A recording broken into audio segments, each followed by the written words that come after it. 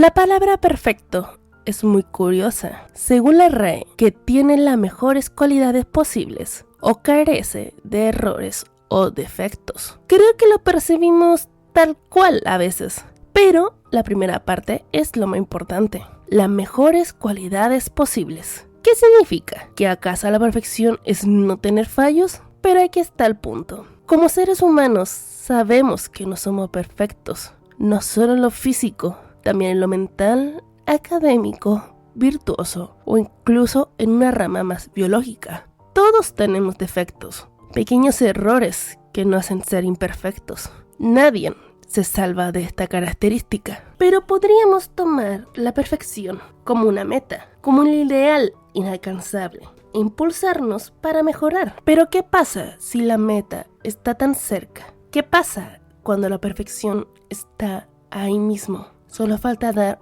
un pequeño salto y ya lo tendrías. Pero al dar ese salto no te das cuenta que en vez de ir hacia el cielo te hundes en el infierno. Este libro habla sobre esto mismo, como cada personaje alcanza la perfección, pero dejando atrás todo lo que le hacía ser su antiguo yo, sacrificando todo, sus lazos personales, sus cuerpos y sus almas, por la promesa de alcanzarlo y quizás mantenerlo. Vayamos en este viaje de la perfección. Porque yo soy su Arlequín de internet, hablemos de la caída hacia la perfección.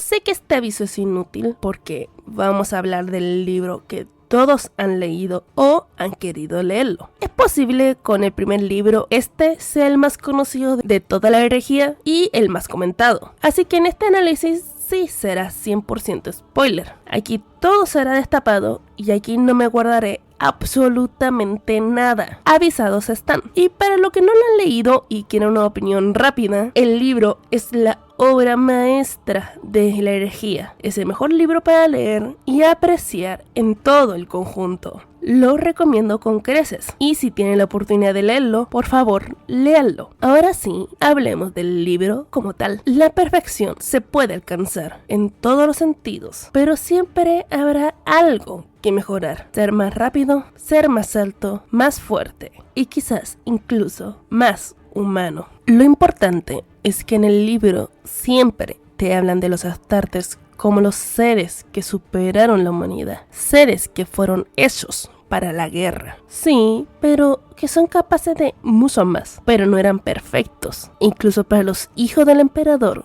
que creían que tenían la técnica más ideal para sus enemigos, ellos vieron una raza alienígena que fue un paso más adelante que ellos. Los Laer eran unos seres serpentinos de un mundo acuático, pero que sus soldados estaban modificados para superar unas cadencias biológicas. Naves de guerra conectadas a la mente de sus tripulaciones. Guerreros anfibios que respiran bajo el agua. Exploradores capaces de moverse tan rápido como una nave espacial. Tiradores con una vista tan aguda que disparan a kilómetros de distancia. Era tan así que mataron a cientos de marines espaciales. La obra perfecta del emperador casi fue humillada por estos seres. O al menos así lo vio el apotecario de los hijos del emperador, Fabius, que le dice al primarca que puede hacer esto con los marines, que serán mejores, que se acercarán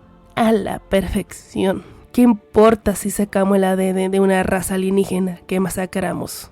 Podemos aprender de esta. ¿Y por qué acabar ahí? Podríamos hacer que cada guerrero sea más y más fuerte, más y más rápido. Con solo unas pocas modificaciones y un par de químicos extras, estaremos alcanzando la perfección. Miren, si saben quién es Fabius, está la mala concepción de que él se le fue la cabeza en el milenio 41. Pero créanme, que cuando uno lee este libro, no deja una buena impresión. Hace tener legítima lástima a cualquiera que esté en su mesa de operaciones. Porque para él sí se puede lograr la perfección. Solo hace falta un pequeño empujón en la dirección correcta. Se trata de un implante traqueal modificado que se unirá a sus cuerdas vocales y le permitirá producir un aullido paralizante de nervios, muy similar al que emplea cierto tipo de guerreros Lae. ¿Me va a implantar un organismo alienígena?, preguntó horrorizado Eidolon. Ni mucho menos, respondió Fabius con una sonrisa de oreja a oreja. Aunque lo cierto es que hay una cuanta cadena de ADN procedente del genoma alienígena que he decidido incorporar a la semilla genética que he mutado bajo condiciones controladas. Lo que hará básicamente será incorporar un nuevo organismo a su cuerpo.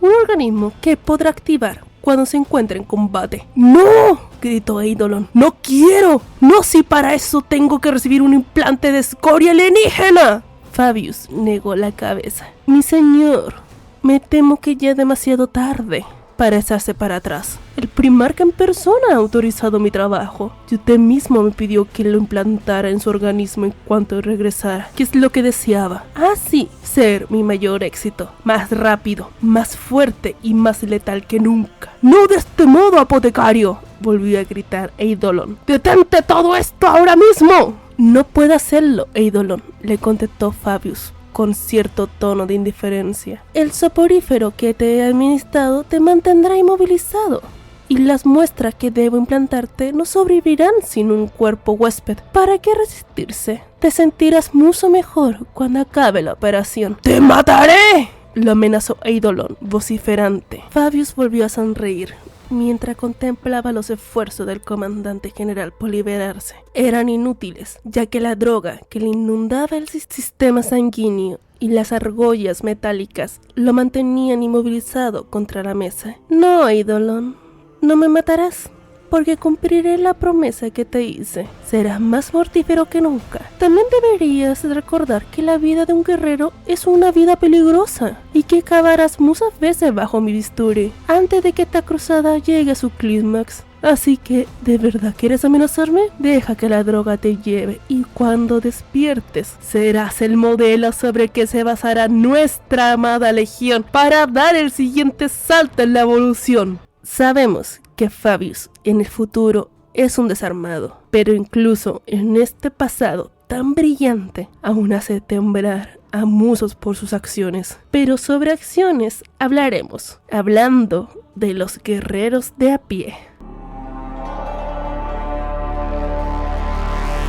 Miren, hemos hablado actualmente de dos legiones, siendo los hijos de Horus y la Guardia de la Muerte respectivamente, pero ninguna fue tan descrita como los hijos del emperador. Diría que tienen dos grandes características, que buscan la gloria y la perfección marcial. Creo que hay dos personajes que lo definen bien, siendo estos Lucius y Saul Travis. Lucius es la perfección marcial, siendo asimismo el mayor espadachín de la galaxia, y Travis con una gloria que solo el trabajo duro está dispuesto a dar, a ser más reconocido fuera de la propia religión. Podríamos hablar también de Eidolon como alguien que siempre busca quedar bien con su primarca, pero no como un lamebotas, sino más bien en tomar el crédito de todo lo que sus hombres logran hacer. Muchos ejemplos de la perfección marcial que la legión se orgullece, pero creo que hay un personaje que nos da una visión más clara de lo lejos que llega. Marius Vairosian, vemos su historia de primera mano. No pudo entrar en el asalto final al planeta de los Lairs, porque la misión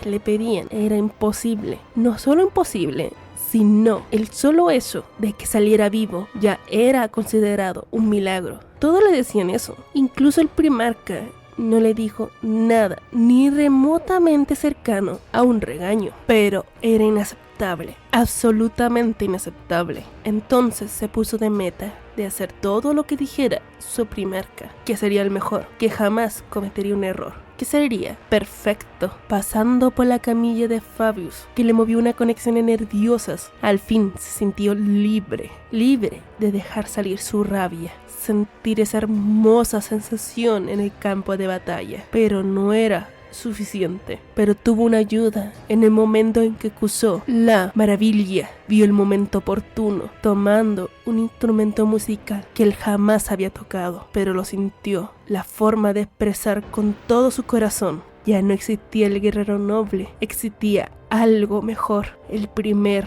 marín ruidoso, el marín que expresará su alma a través de la música, el que hará por la fuerza que todo el universo excuse la sinfonía que lo liberó. Pero no podemos hablar de esa sinfonía si no hablamos de los artistas que hicieron esto posible.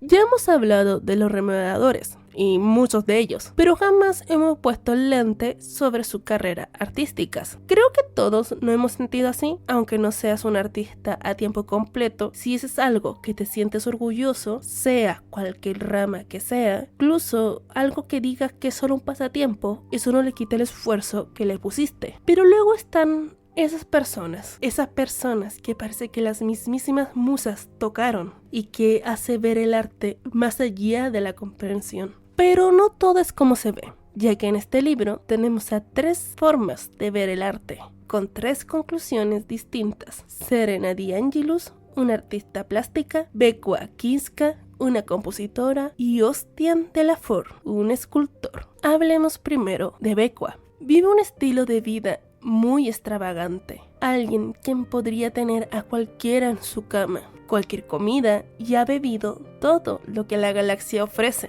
que necesita tomar sustancia para tener más sensaciones. Podríamos decir que tiene un estilo de vida muy de rockstar, pero tal como se presenta, era orgullosa, muy orgullosa. Jamás tomaría un no como algo menos que insultante. Pero aún con todo, aún es un artista que excusó en la pacificación del planeta de los Laer una canción, la canción del templo, y quería replicarlo, quería acercarse a esa perfección, haciendo que la obra fuera un cálculo del templo, creando instrumentos imposibles, haciendo que todos excusaran lo que ella escuchó. Luego tenemos a Serena, una pintora que se nos dice que es muy tímida, y a su vez podríamos decir que tiene ansiedad, ya que se sentía muy mediocre, y cada vez que se sentía así, se hacía una cicatriz. No es el medio más saludable, pero siempre tuvo alguien a su lado que la detenía de pensar así. Bajando al planeta, quedó cautivada por su belleza natural. La quería replicar, pero ningún tono era el ideal, hasta que mezcló su sangre con la pintura. Un pequeño accidente, pero dio un inicio de algo peor. Después buscará más rojos, luego querría marrones, luego querría más y más. Pero ella no se iba a desangrar sola. Aunque lo intentó, vio que había una forma más fácil: asesinar a otros artistas, a su vista mediocres. Incluso llegó a tal que mintió a Lucius sobre un asesinato, pero dejando una idea plantada en la cabeza del marín, que esa pequeña cicatriz en su nariz no era vergüenza, sino que debía tomarla como propia. Y así, cuando viera al que lo hizo, tomaría venganza. Para alguien que se consideraba tímida, sí sabía usar su labia cuando le convenía. Creó un cuadro, el más grande y glorioso del primarca Fulgrim. Era perfecto, era como ver al mismísimo primarca. Sí, algunos lo llamarían horrendo, pero ella pintó al primarca como lo veía, y que no es sino perfecto. Y por último, pero más importante, Ostian, un escultor. Él no bajó al planeta más porque alguien se interpuso en su camino, pero está bien, a él le gustaba trabajar en paz. Lo que me gusta de Ostian, en el mismo libro nos habla que ningún artista nace siendo un genio, que eso no existe. No sabes de lo que estás hablando, Ostian. Para ti siempre ha sido muy fácil, ¿verdad? Eres un genio, la inspiración te llega con facilidad. Te he visto realizar grandes obras sin siquiera pensar en ello, pero ¿qué pasa con el resto de nosotros? ¿Qué pasa con lo que no somos unos genios? ¿Qué podemos hacer? ¿De verdad es eso lo que piensas?, preguntó Ostian, enfurecido por el modo en que Serena había despreciado sus habilidades. ¿Crees que a mí me resulta fácil? A ver si te lo aclaro, Serena. La inspiración viene de trabajar todos los días. La gente cree que mi talento se despierta todas las mañanas, descansado y preparado como el sol. Pero de lo que no se dan cuenta es de que, al igual que a todos los demás, sube y baja. A los que no tienen talento les parece muy fácil decir que somos nosotros precisamente quien lo tenemos fácil, pero no es así. Trabajo todos los días para ser tan bueno como soy y me saca de quicio como no te haces una idea que la gente mediocre presuma de saber mejor que yo lo que hace bueno al arte. Apreciar el trabajo de los demás es algo maravilloso, Serena, porque hace que lo que es excelente en otros te pertenezca un poco a ti también. Esta es una lección sobre ser un verdadero artista, pero por eso mismo, por esta visión tan autocrítica, fue asesinado. No por mal, sino porque no llegó a la perfección, y tal cual criticaba la perfección del primarca, algo que Fulgrim lo tomó de la peor manera. Ya hemos hablado de la Legión, ya hemos hablado de los artistas, pero aún no hemos hablado del personaje que le da título a este libro. Hablemos de... Miren, es difícil sobresalir, es difícil llegar a la excelencia, pero para Fulgrim parecía natural. No hablo solo de este libro, en cada libro que salía se notaba que estaba en la escena. Obviamente esto tiene que ver con que el autor tome la batuta para escribir, pero creo que todos hemos conocido a ese personaje que simplemente impone sin importar nada, pero cuando tú metes algo irreal, no solo irreal, algo que ni siquiera podemos estar de acuerdo, ¿qué haces? Podrías hacer lo correcto, seguir las reglas, seguir a tu padre, seguir la misión y hacerlo lo mejor posible, pero solo si tú lo quieres. Fulgrim es raro como primarca. No hablo que quiera tener los ojos de todos en su presencia, sino que busca una meta. El otro muy parecido era Ferrus Manus. Eran polos opuestos, pero de ahí mismo venía una amistad que ningún primarca compartiría, porque ninguno entendía por qué querían alcanzar una meta tan lejana. Aunque podríamos decir que Fulgrim nunca pareció tener pensamientos negativos, pero gracias al libro descubrimos que siempre estuvieron ahí. No solo con ser el señor de la guerra, sino que no era suficiente. Incluso su más amado hermano vio su arte y lo vio mediocre. Él era mediocre. Un momento de debilidad es suficiente para que nuestro peor lado salga. No hablo de nuestras características más negativas, sino en el momento donde buscamos validación. Fulgrim solo le pidió validación a dos personas, uno en el ámbito artístico y el otro en el ámbito militar. Quiero la verdad, le contestó Fulgrim. La verdad, al igual que la cirugía, puede hacer daño, pero cura. Ostian se esforzó por encontrar una palabra que no ofendiera al primarca, ya que hacer algo semejante le parecía el comportamiento más abominable imaginable. ¿Quién se atrevería a insultar a una persona de semejante belleza? Fulgrim se dio cuenta del dilema que sufría Ostian, así que le puso una mano en el hombro en un gesto tranquilizador. Un buen amigo que te hace ver los errores y las imperfecciones y que rechaza el mal debe ser respetado. Si con ello revela el secreto de un tesoro oculto, tienes mi permiso para hablar con libertad.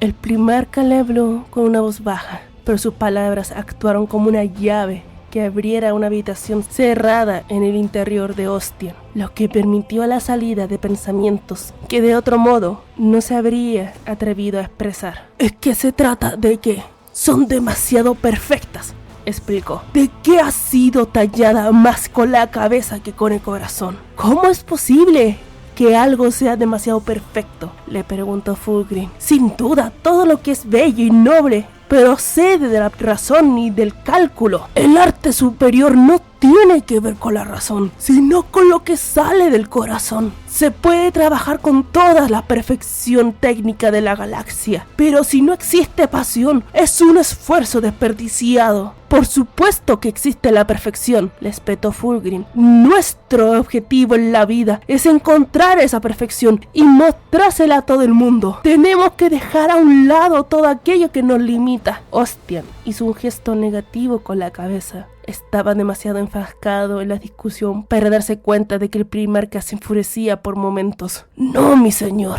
y aquel artista que busca la perfección en todo no lo logra en nada. La esencia del ser humano consiste en no buscar la perfección. ¿Cómo se atreve?, tuvo que pensar Fulgrim. ¿Cómo se atreve a pensar que está mal? Si no existe la perfección, entonces ¿qué ha hecho toda su vida? ¿Es incluso humano? Él sabe que no lo es, pero si busca la perfección, se aleja de su humanidad. Y entonces, ¿qué le queda?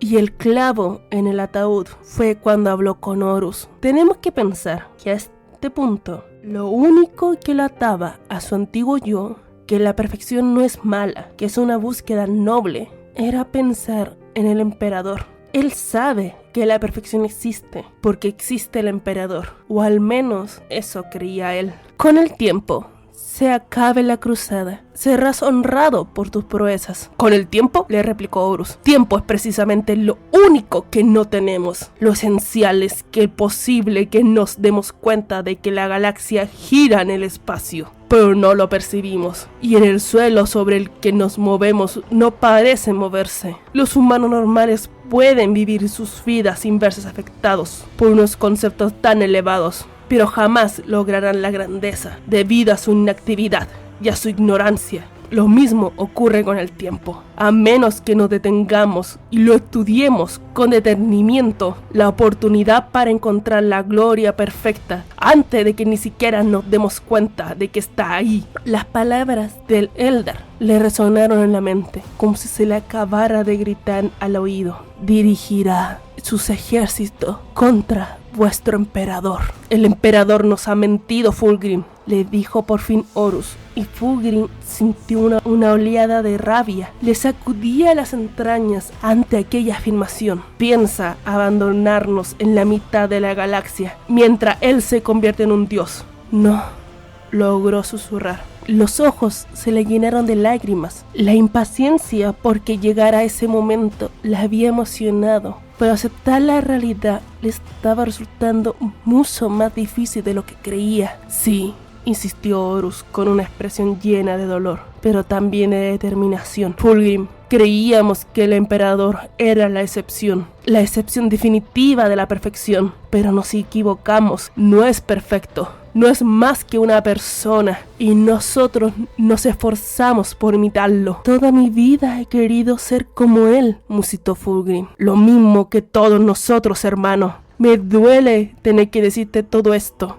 pero debo decírtelo porque se va a producir una guerra y no habrá nada que pueda impedirlo. Necesitaré a mis hermanos más queridos a mi lado cuando llegue el momento de purgar las legiones de aquellos que no nos seguirán. Fulgrim alzó la mirada con los ojos cargados de lágrimas. Estás equivocado, Horus. Tienes que estar equivocado. ¿Cómo es posible que un ser imperfecto haya creado seres como nosotros? Nosotros no somos más que instrumentos de su intención de lograr el dominio de la galaxia antes de alcanzar la divinidad. Cuando se acaben las guerras, nos cesará a un lado, porque no somos más que unas creaciones inacabadas, fabricadas a partir de la amplia matriz de la Gnosis sin creación. El emperador nos echó a un lado antes incluso de que naciéramos, a pesar de que pudo habernos salvado. ¿Recuerdas la pesadilla de Semos? El paisaje desolador que era cuando caíste en sus tierras baldías, el dolor que sentiste ahí, el dolor que todos sufrimos en los planetas donde crecimos hasta convertirnos adultos. Nos pudo haber ahorrado todo eso. Podría haberlo impedido, pero le importó tan poco que simplemente dejó que ocurriera. Yo vi lo que ocurrió, hermano. Lo vi todo. Incluso en los momentos en que sentí la más negra de las dudas, lo que me sostuvo fue la absoluta certeza de que lograría mi objetivo definitivo, la perfección, dijo al cabo de unos momentos. El emperador era el brillante ejemplo de la conquista de ese sueño, y que me hayas arrebatado eso. La duda no es un estado agradable, asintió Horus, mostrándose de acuerdo. Pero la certidumbre es un absurdo cuando se basa en una falsedad. A Fulgrim le empezó a dar vueltas de repente en la cabeza, antes su aceptación de que lo que le estaba diciendo Horus fuera verdad, ya que sus palabras estaban destruyendo todo lo que él había sido y todo lo que esperaba llegar a ser algún día. Su pasado había desaparecido, aniquilado para alimentar la mentira de su padre. Y lo único que le queda era su futuro. El emperador es un comediante que actúa para una audiencia que tiene demasiado miedo como para echarse a reír, le dijo Horus. Para él no somos más que herramientas que utilizar hasta que estemos demasiado estropeados y nos tire a un lado. ¿Quién nos habría abandonado a nosotros y a la cruzada para retirarse a las criptas situadas bajo tierra? Ya está preparando su apoteosis y de nosotros depende detenerla. Yo soñé con ser algún día como él, murmuró Fulgrim. Estar a su lado y sentir su orgullo y su amor por mí. La última parte es lo más desgarrador.